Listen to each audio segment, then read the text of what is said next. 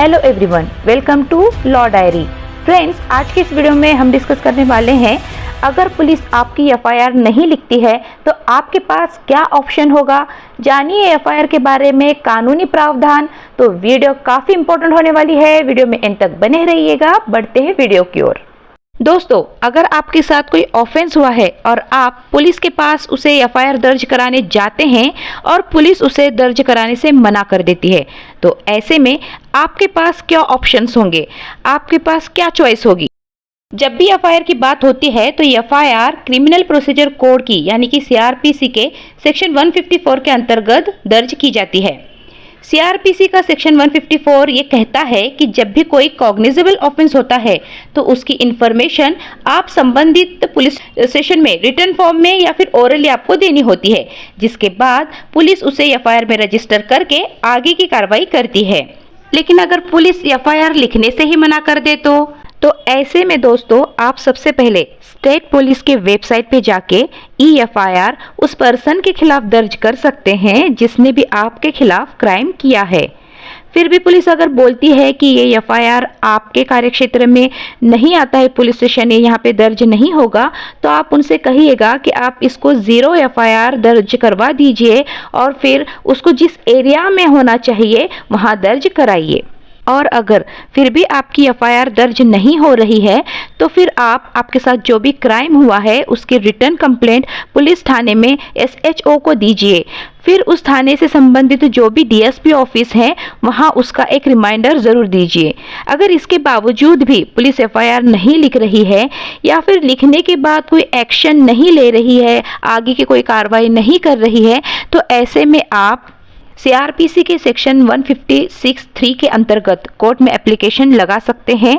तो आप इस तरह से मजिस्ट्रेट को ये बताएंगे कि आपने SHO को और DSP को रिटर्न नोटिस दी है, लेकिन इसके बावजूद भी एफआईआर दर्ज नहीं हो रही है, और अगर उन्होंने दर्ज कर भी ली है तो इसके ऊपर कोई एक्शन या कार्रवाई नहीं हो रही है। तो फिर इस तरह से आप मजिस्ट्रेट के थ्रू भी एफआईआर की ऑर्डर ले सकते हैं।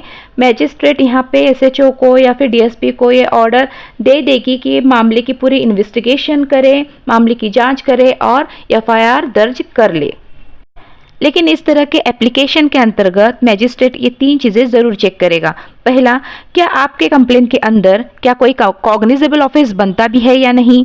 दूसरा, क्या आपने सेक्शन 154(3) सीआरपीसी का कंप्लायंस किया है या नहीं, यानी कि आपने SHO को कंप्लेन देने के बाद उसके सीनियर्स को DSP या कोई SP को कंप्लेन भेजी है या नहीं।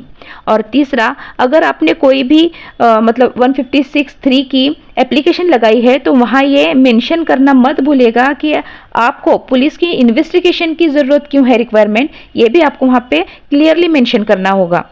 अगर आप ये सब प्रूफ नहीं करते हैं तो कोर्ट आपका ये जो केस है वो डिसमिस भी कर सकता है। तो दोस्तों, आपको ये भी याद दिला दूँ कि अगर आप पुलिस स्टेशन में एफआईआर लिखवाने जा रहे हैं तो आपको किन बातों का ध्यान रखना बेहद ज़रूरी है। तो दोस्तों, सबसे पहले अगर आपके साथ कोई इंसिडेंट होता है तो पुलिस स्टेशन में जाने से पहले आपको 112 नंबर पे कॉल करना बेहद ज़रूरी है। 112 नंबर की पूरी रिकॉर्डिंग गवर्नमेंट द्वारा सेव की जाती है और ज़रूरत पड़ने पर आप इस रिकॉर्डिंग को मांग सकते हैं। जब भी आप पुलिस स्टेशन पहुंचते हैं तो आप इसे कोई भी लैंग्वेज में लिख कर दे सकते हैं। इसे आप खुद लिख कर दे सकते हैं या किसी और के थ्रू लिखवा के दे सकते हैं। इसके अलावा आप अपनी कंप्लेंट टाइप करा के अपने नीचे साइन करके दे सकते हैं। और अगर आप अपनी कंप्लेंट लिखित रूप में नहीं दे पा रहे हैं यानी रिटर्न फॉर्म में नहीं दे पा रहे हैं तो आप उसे मौखिक रूप में यानी ओरली भी दर्ज करा सकते हैं। वहाँ जो भी ड्यूटी ऑफिसर होगा वो आपकी कंप्लेंट को लिखेगा। अगर वो ऑफिसर आपकी कंप्लेंट लिखने से मना कर रहा है तो ऐसे ऑफिसर की भी कंप्लेंट आप 112 नंबर पर डायल करके ज़रूर कर सकते हैं। तो दोस्तों, ये था आज का वीडियो। आई होप आपको ये कॉन्सेप्ट क्लियर हो गया होगा। अगर वीडियो अच्छी लगी है तो इसे लाइक एंड शेयर ज़रूर कीजिएगा। चैनल पे अगर नए हैं तो चैनल को सब्सक्राइब भी ज़रूर कीजिएगा। मिलते हैं ऐसे नॉलेजेबल और इन्फॉर्मेटिव वीडियोज़ के साथ। तब तक के लिए stay healthy, stay happy, bye bye.